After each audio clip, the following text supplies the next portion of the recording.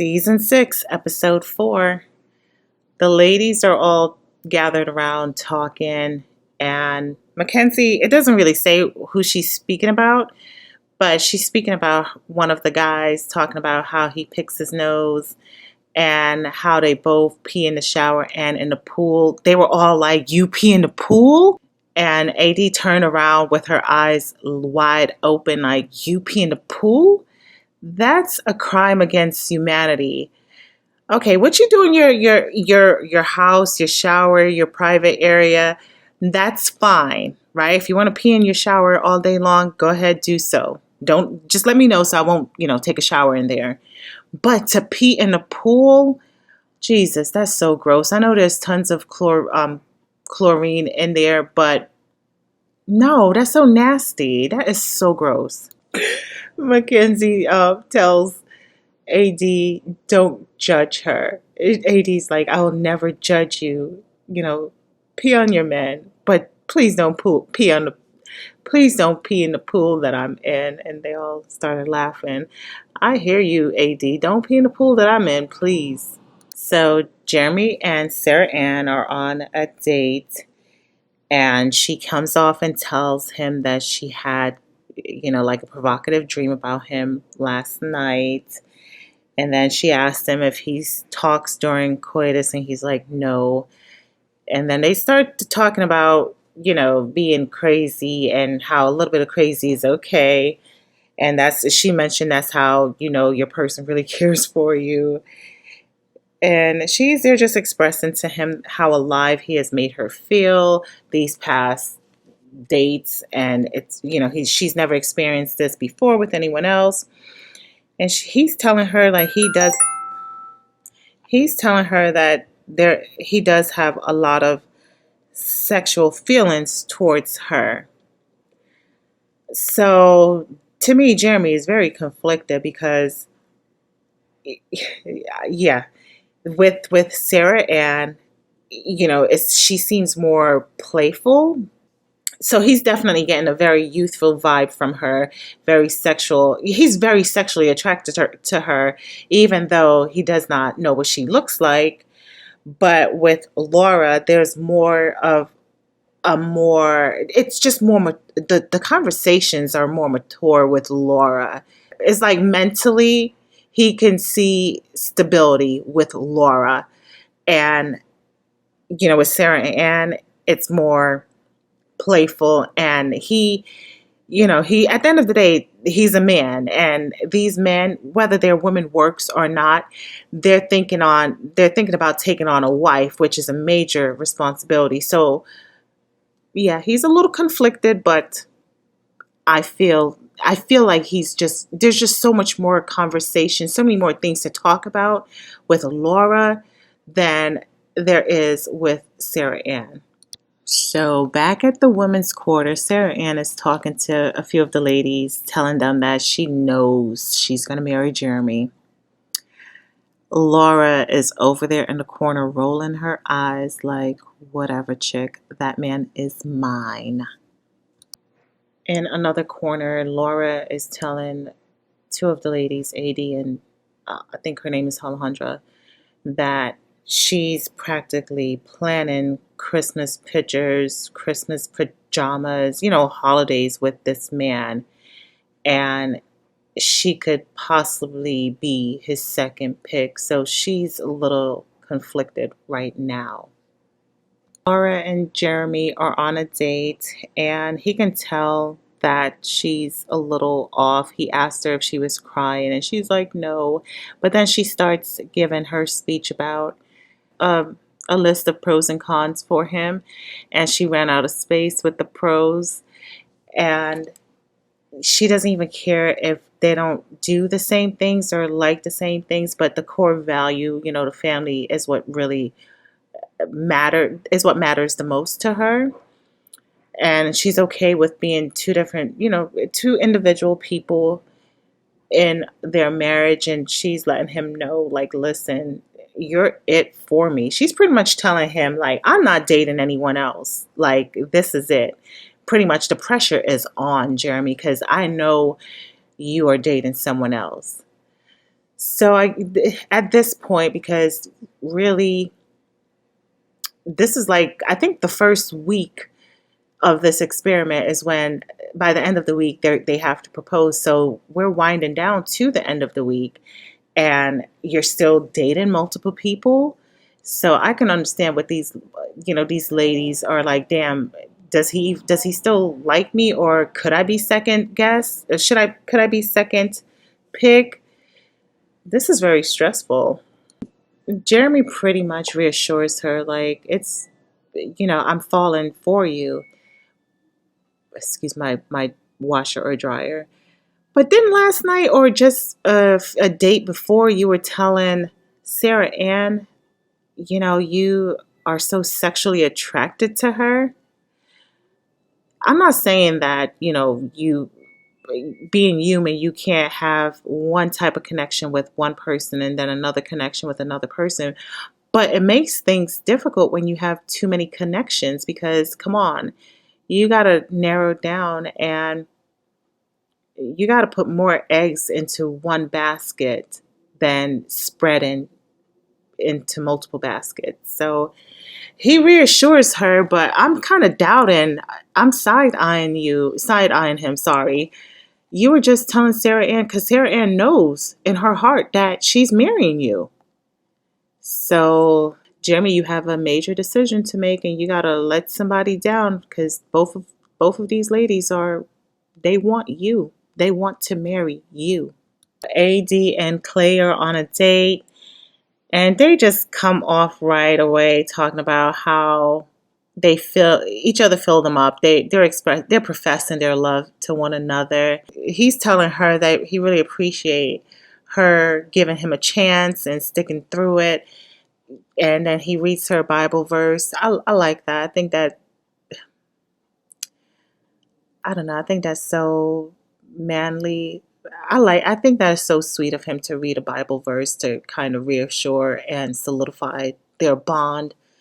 And then, he proposed to her, like, we're going to do this life together. We're going to rock out in life together. She says yes, obviously. They have a toast of that. I think that's tequila. I love that blue and white bottle. I need to invest in it, but I think it's over $100. I think I've seen it for probably almost closer to $200. Anyways, he's singing a song, AD and Clay, all day, or sitting on a tree or whatever, and they they show her like going down, kind of dancing with her tongue sticking out. It was a very, very cute moment. So now it's time for the big reveal between Kenneth and Brittany, and they're both wearing all black. They look very attractive together. They look very, for such young folks, Brittany's 24 and he's 25, they really look so mature and put together. They look like they actually have been married for a while. So anyways, they hug, they kiss, and then he gets down on his knees and actually proposed to her. And he's like, "You're going to be my wife for real? Like, for real, for real?" And she's like, "Yeah." Chelsea and Trevor are on a date. He has a big, beautiful bouquet of sunflowers. I love sunflowers. I love all flowers, but sunflowers are so beautiful in the spring, summertime. She has a gift for him, and it's a bracelet, but whenever she taps it, his is, whenever she has one also. Whenever she taps hers, his is supposed to vibrate to let him know that she's thinking about him and her heart is always with him. And I'm like, that's so thoughtful. However, that can I thought you were very much in love with Jimmy. Or this is why I feel like she's really being competitive because, okay, she's not a bad looking lady, right? However, she has expressed herself that guys don't really tell her they love her, guys don't really pick her. And if you were to compare her and Jessica, like if a guy were to actually see them both physically and have to choose one of them, I feel like majority of them would have picked Jessica because of how she looks, right? Without even them knowing anything about either one of them. I think they would more gravitate towards Jessica. So I'm thinking now, are you just being very competitive because you want to beat Jessica? Or do you really mean it? Because she looks really good with Trevor more so than Jimmy, in my opinion. So Jimmy and Jessica are on a date. She presents him with a letter, a heartfelt letter. Um, she signs it, your wife. And he's getting emotional reading it. It's very sentimental. I think she's pulling out like her last resort. So she's expressing to him that she's done a decent job in expressing herself to him. She pretty much wants him to reciprocate and open up more and express himself also. And he pretty much told her, I can't give you that at this moment. So Jessica is really telling him how she really feels and let him know, like, hey, I feel like you're beating around the bush. I'm being straight up upfront with you. And he comes back with an argument like he likes for his dates to be among them.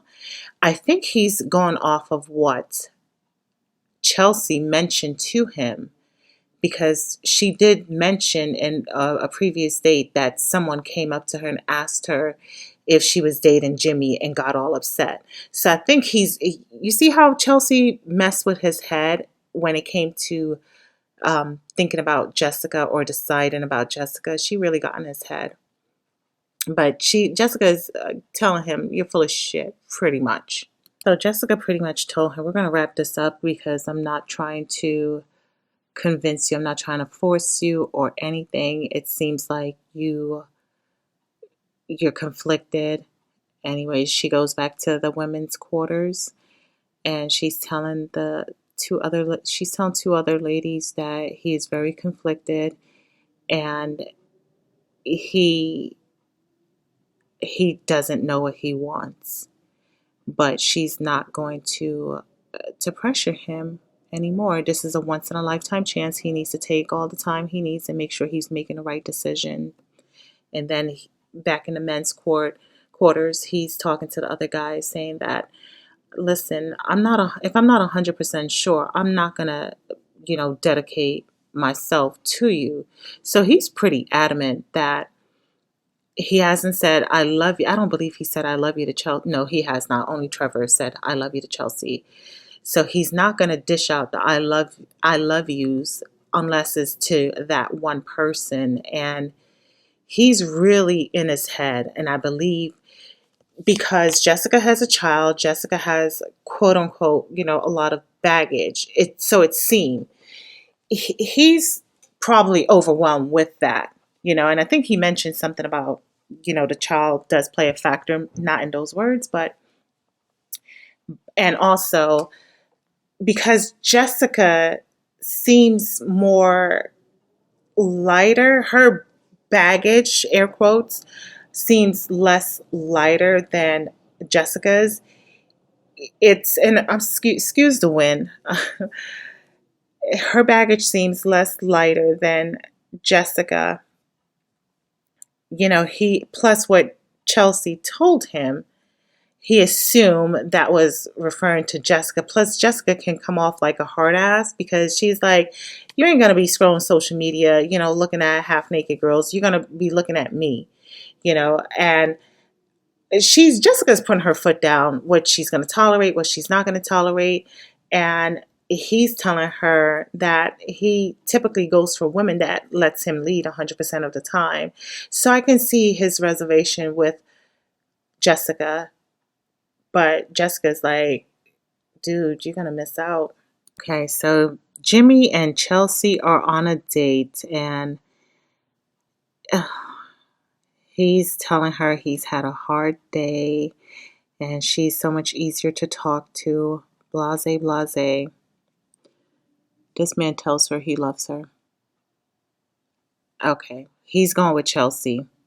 He's going with Chelsea. She slides onto the floor, being all dramatic, telling him she feels like she wants to throw up. And, it feels good. It's such a good feeling. But I think she feels the way she feels because she mentioned before when Trevor told her he loved her, that no guy ever really told her that he loved her. And now two men are telling her that two men are telling her that they love her. Okay, Chelsea. This is where, oh my gosh. I don't know, because I feel like her heart is with Trevor, but competitively she wants Jimmy because she knows that the hot girl in the women's quarter is also dating him. I feel like Chelsea should break up with Jimmy, go with Trevor, give Trevor the chance, but she needs to break it off with Jimmy because she give him the chance to have, oh my gosh, how do I say this? I feel like she really should break it off with Jimmy. Tell Jimmy that she loves him, she appreciates him and everything. But, you know, he probably does need to give Jessica a chance. Being that she has two options, I feel as if she needs to break it off with Jimmy so that he can give somebody else a chance. I feel like that's not fair, for her to still, up until today, lead both of them on. They both express and profess their love for her. I I hope that she breaks it off with Jimmy, and so that he can put his focus on Jessica. That would be lovely. Date is over. Chelsea goes back to the women's lounge, and she comes in kind of quiet, um, quiet and slow. And Jessica's talking to Mackenzie. Mackenzie's like, what if he broke up with her? Jessica's like, no, he didn't break up with her. He would not have gone through the whole date with her. And then Chelsea's sitting down with the other ladies, and she's whispering to Laura, Jimmy told me I love you. Jimmy told her, she's whispering to Laura that Jimmy told her that he loved her. And, she's just smiling, and she knows that Jessica is the other option. So they're really not really connecting, Chelsea and Jessica, and she's not really trying to blurt it out to let her hear. So Laura comes over there to Jessica after Chelsea told her Jimmy loved her, right? So she goes over there to tell Jessica, it's my duty to protect you at all costs. Not Jessica, Laura is playing like a big sister to all of them, even the girl that's dating her guy. So she's saying that I think you should just leave on your own. And Jessica's like, did he choose her? And she's like, I'm not going to say anything, but I just feel like you should pretty much keep your dignity and leave on your own. Jessica's here crying, and all of the ladies just rally around her. Um, she's devastated. They just want her to protect her heart. We'll see what she does or what she says. So now more ladies are going over there. And I'm kind of confused because I see, what's her name? Amy. And I thought once you get engaged, you leave, but Amy's still there. So unless they keep them around after they get engaged, but just don't show any more dates. Literally, I mean, literally, all of the ladies are surrounding Jessica except for Chelsea. And I get it. It is somewhat of a competition, and uh, they're not, it's different than the other dating shows because these people really do build friendships and bond with these people because they spend a whole week with them. And the women's quarters, the men quarters, and after the fact they go on vacation together and then they move into the same complex. So they do become some type of they do build some type of friendship, and you can just tell that Jessica and Chelsea are not friends. Now it's time for the big reveal between AD and Clay. And he's there talking about, before it was all about the physical, and he doesn't care what she looked like. He loves her, blah, blah, blah. They open a door. She squeals. They both seem happy with what each other looks like. He proposes, put the ring on. They talk. They look very cute together. We're at the men's quarters, and Trevor,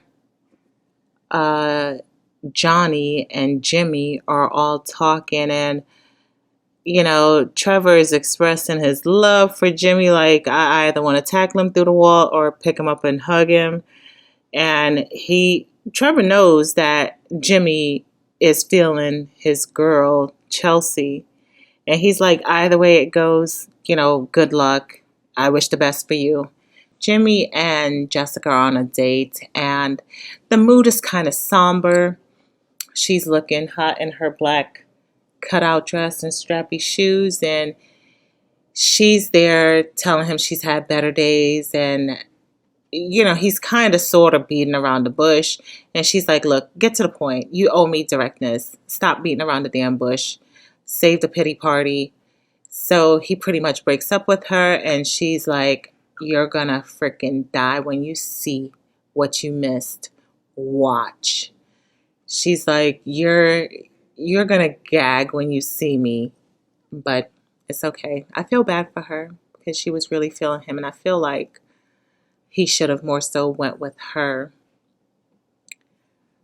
But he's still basing off the other girl looking like Megan Fox, which in my opinion, Jessica, looks more like Megan Fox than Chelsea does. Jessica, after telling off Jimmy, she goes back to the ladies' lounge, and they know that it did not go well with her.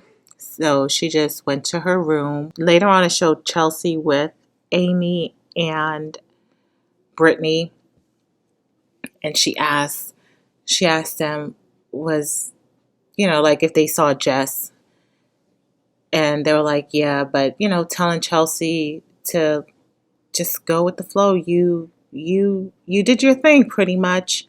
Just go with the flow. And Chelsea's all of like, oh, I'm going to throw up. She's never had two guys that she had to choose between before. So now it's between Chelsea, Trevor, and Jimmy. And the two guys are each waiting in their pods. And then it shows her going into one, but we don't know which one she went into. So that'll be the next episode. So that's the end.